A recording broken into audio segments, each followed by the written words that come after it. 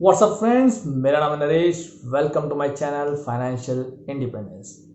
दोस्तों, आज की इस वीडियो में हम जिस टॉपिक के बारे में बात करेंगे वो हमारी फाइनेंशियल प्लानिंग में एक बहुत ही इम्पोर्टेंट स्टेप है। यस दोस्तों, आज हम बात करने वाले हैं अबाउट द कार। कार खरीदना एक बहुत ही डिफ़िकल्ट डिसीजन होता है। कौन से ब्रांड की लें, कौन सी कंपनी की लें, क्या सीसी होगा, कौन सी कैटेगरी की लें, इतने सारे मॉडल्स, नई लें, पुरानी लें, बहुत सारा कन्फ्यूजन, बहुत कुछ सोचना पड़ता है। और आज की वीडियो में उसमें से हम एक कन्फ्यूजन दूर करने की कोशिश करेंगे कि गाड़ी नई खरीदें या प्री ओन्ड खरीदें। तो चलिए दोस्तों, शुरू करते हैं। अपने देश में दोस्तों गाड़ी को एक एसेट की तरह ट्रीट करते हैं। इसको एक स्टेटस सिंबल समझा जाता है, बट जबकि गाड़ी कोई स्टेटस सिंबल नहीं है, इट इज़ एन लाइबिलिटी। क्योंकि गाड़ी के ऊपर आपको हर मंथ पैसा खर्च करना पड़ता है, आपको ईएमआई देनी पड़ती है, आपको मेंटेनेंस कॉस्ट देनी पड़ती है। तो गाड़ी कभी भी एसेट नहीं होती है। इससे पहले कि हम वीडियो को शुरू करें दोस्तों, so please subscribe to my channel and hit the bell icon so that you won't miss any of the latest video. चलिए दोस्तों, हम एक एग्जाम्पल से ये समझने की कोशिश करते हैं कि कौन सा डिसीजन आपके लिए बेटर है, नई गाड़ी लेना या फिर पुरानी गाड़ी लेना जो कि 2-3 साल चल चुकी हो। So let's take an example of mister J. So दोस्तों, जे अपने लेट 20s में है, उसने कुछ पैसा सेव कर रखा है और वो एक गाड़ी लेना चाहता है। उसका जो बजट है वो अराउंड 6 लाख के आसपास का है। ठीक है, अगर वो नई गाड़ी लेता है तो he can make down payment of 1 lakh rupees. ठीक है, और बाकी का 5 लाख रुपए वो फाइनेंस करवा लेगा फॉर कपल ऑफ ईयर्स। ठीक है, और यही सेम कार अगर वो 2 या 3 साल पुरानी लेता है तो उसको वो थोड़ी सस्ती मिल जाएगी, जिसमें अगेन वो डाउन पेमेंट सेम 1 लाख रुपए की करेगा एंड बाकी जो बैलेंस अमाउंट होगा वो फाइनेंस कराएगा। अब इस एग्जांपल को दोस्तों हम समझते हैं जो हमारे बेसिक प्राइमरी एक्सपेंस होते हैं गाड़ी के ऊपर, like insurance, maintenance, running cost. So will do a broad analysis जिससे आपको ये आइडिया हो जाएगा कि गाड़ी नई लेनी है या फिर प्री ओन्ड लेनी है। चलिए दोस्तों, इसको एक एग्जांपल के साथ समझते हैं। So let's understand. जे ने एक नई गाड़ी खरीदने की प्लान किया है। ठीक है, अगर वो नई गाड़ी लेता है तो उसकी कॉस्ट उसको 6 लाख रुपए आती है एंड उसने 1 लाख रुपया सेव कर रखा है जो कि वो डाउन पेमेंट के लिए यूज़ करेगा। सेम कार अगर वो 2 या 3 साल पुरानी गुड कंडीशन कार खरीदता है तो वो उसको अराउंड 4 लाख की कॉस्ट करती है। ये 4 लाख दोस्तों अजम्पशन बेसिस पे है, बट रफली the day you purchase your car it start getting depreciated. जैसे ही गाड़ी आप शोरूम से निकालते हो इमीडिएटली उसकी कॉस्ट में 15% का डेप्रिसिएशन हो जाता है और अगले 2 से 3 साल में अप्रोक्सीमेट 25 to 30% गाड़ी की कॉस्ट में डेप्रिसिएशन होता है। तो अगर कार आप एक नई खरीदते हो उसकी वैल्यू आज की डेट में 6 लाख है, 2 से 3 साल बाद सेम कार आपको अप्रोक्सीमेटली 4 लाख तक की कॉस्ट करेगी। अब हम एक कैलकुलेशन से समझते हैं कि कैसे आपको नई गाड़ी या ओल्ड कार लेने का डिसीजन लेना है। मिस्टर जे, ठीक है, जे के पास 1 लाख रुपया उसने सेव किया हुआ है फॉर डाउन पेमेंट। ठीक है, अगर वो नई गाड़ी खरीदता है तो 1 लाख का उसका डाउन पेमेंट होगा और उसका जो बैलेंस होगा 5 लाख रुपए वो लोन अमाउंट होगा। सेम कार अगर वो 2 से 3 साल पुरानी खरीदता है तो उसमें भी वो 1 लाख तक का डाउन पेमेंट करता है, बट उसका जो बैलेंस फाइनेंस होगा वो 3 लाख रुपए होगा क्योंकि वो कार उसको 4 लाख की कॉस्ट कर रही है। ठीक है, so this is the basic जो कॉस्ट का एक्सपेंस होगा। इस तरीके से ये कॉस्ट डिवाइड होगी। यहीं पे दोस्तों हम देख सकते हैं तो उसको वेरी मूवमेंट 2 लाख रुपए की सेविंग होती है, बट ये एक डिसाइडिंग फैक्टर नहीं है क्योंकि गाड़ी में रनिंग कॉस्ट भी होती है, मेंटेनेंस कॉस्ट भी और इंश्योरेंस भी। अब हम बात करते हैं रनिंग कॉस्ट की। तो जब हम एक हैचबैक खरीदते हैं तो उसकी जो एवरेज है दोस्तों वो रफली अराउंड 12 से 13 किलोमीटर पर लीटर की आती है और करंट फ्यूल प्राइस के हिसाब से अगर हम बात करें तो it will come to around some 7 rupees पर किलोमीटर अप्रोक्सीमेटली बैठेगा। तो हमारा जो मिस्टर जे है वो अपनी गाड़ी को यूज़ करता है ऑफिस जाने और आने के लिए, और मंथली वो हम एज्यूम करते हैं कि 500 किलोमीटर गाड़ी चला लेता होगा, तो मंथली उसका 500 इंटू 7 अराउंड 3500 कॉस्ट आएगा। एंड इसका एनुअली जो कॉस्ट आएगा इंटू 12 करेंगे, इट कम टू 1 सेकेंड दोस्तों, समवेयर अराउंड 42,000। एंड 5 ईयर्स का जो कॉस्ट होगा वो आएगा 2,10,000।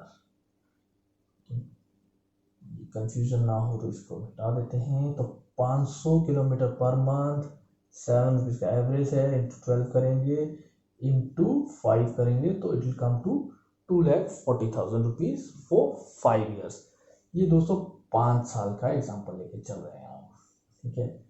अब गाड़ी जब 2 से 3 साल पुरानी हो जाती है तो उसकी रनिंग कॉस्ट थोड़ी सी बढ़ जाती है, ठीक है। यहाँ पे अगर वो 7 रुपये किलोमीटर है तो हम लेके चलते हैं कि 2 से 3 साल में थोड़ा सा वियर एंड टीयर होता है, तो रनिंग कॉस्ट थोड़ी इंक्रीज होके अराउंड 8 के आसपास आएगी पर किलोमीटर। सेम 500 किलोमीटर वो ड्राइव करता है, 8 रुपये पर किलोमीटर उसको पड़ता है, तो एनुअली उसका खर्चा निकालेंगे for 5 years, it will come to around 2,40,000। ये कैसे निकाला दोस्तों, ये होगा 500 इंटू 8 फिर इंटू 12 फिर ये होगा into 5, this will be around 2,40,000। So this will be the running cost. तो गाड़ी देखिए जैसी पुरानी होती है तो उसकी रनिंग कॉस्ट बढ़ जाती है। अब अगला जो सबसे बड़ा खर्चा आता है वो है मेंटेनेंस कॉस्ट। अब गाड़ी को मेंटेन करना भी बहुत ज़रूरी है। जब आपके पास एक ब्रांड न्यू कार होती है तो उसके स्टार्टिंग फर्स्ट और सेकंड ईयर में कोई खर्चा होता ही नहीं है मेंटेनेंस का। अगर होता भी है तो it is all under warranty और आपका मैक्सिमम खर्चा नहीं होता है, but still next 3, 4 and 5th year में उस पर कुछ एक्सपेंस खर्चा होना शुरू होता है।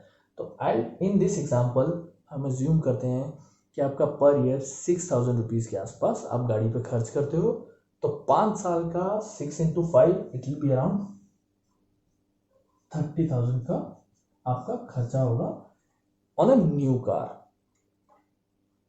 6,000 into 5 30,000 on a new car.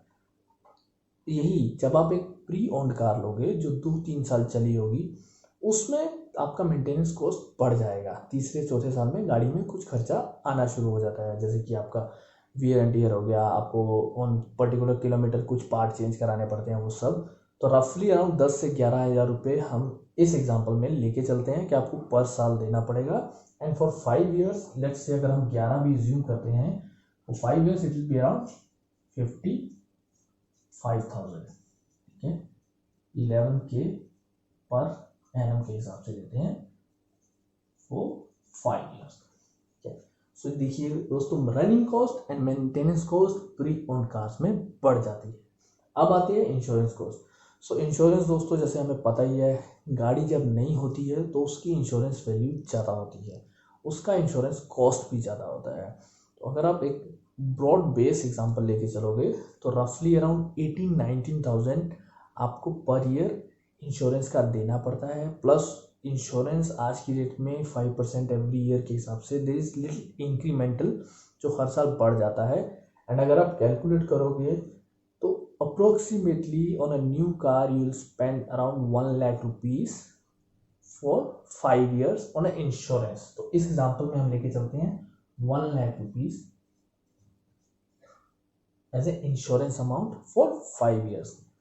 अब गाड़ी जब थोड़ी पुरानी हो जाती है, ठीक है, तो उसकी जो कॉस्ट आती है वो इंश्योरेंस कॉस्ट थोड़ी कम आती है in comparison to new car, but उसमें कोई मेजर ड्रास्टिकली डिफरेंस नहीं होता है। तो यहाँ पे मैंने एज्यूम किया था 20,000 एज ए बेस एवरेज निकाला था for 5 years, so we use that. And जब प्री ओन्ड कार होगी, बिकॉज वो ऑलरेडी 3 साल चल चुकी होगी, उसकी वैल्यू कुछ कम होगी तो उसकी इंश्योरेंस वैल्यू भी कम आएगी। तो 15,000 पर ईयर हम लेके चलते हैं उसका इंश्योरेंस कॉस्ट। तो उस हिसाब से for 5 year it will be around 75,000, ठीक है।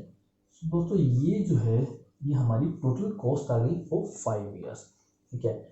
अब हम टोटल लगाएंगे अगर इन सब का तो it will be somewhere around, if you see 5 और 1 6 6 3 7 8 9 9,40,000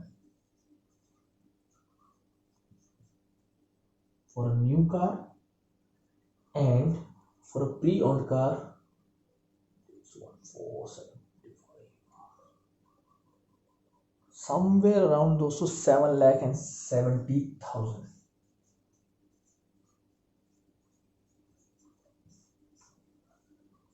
So you can see the difference. It will be around 1,70,000.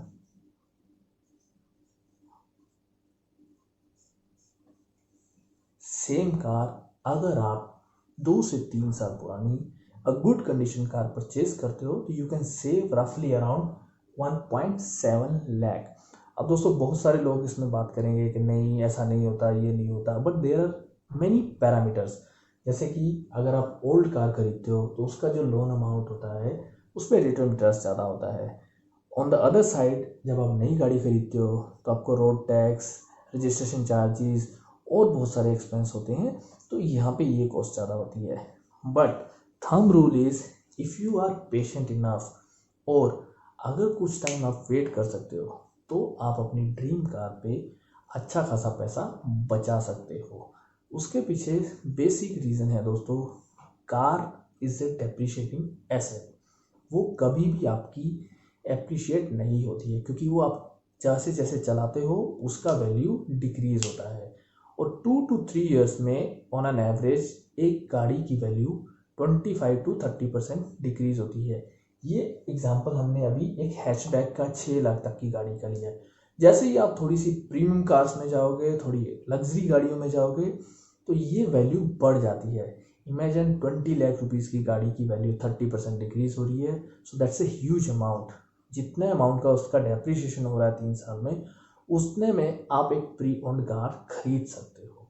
तो गाड़ी खरीदना एक बहुत इंपॉर्टेंट डिसीजन है, but always go for a good condition pre owned car. जो 2-3 साल पुरानी हो उसको आप परचेज करो, वो लंबे समय तक आपके साथ भी रहेगी. Preferably by car from somebody you already know. आपके कोई नॉन है जो गाड़ी को अच्छे से रखते हैं बट उनको आदत है हर 3 साल में गाड़ी चेंज करने की, तो by your car from those people जो गाड़ी का टेक केयर करते हैं एंड रेगुलरली चेंज करते हैं.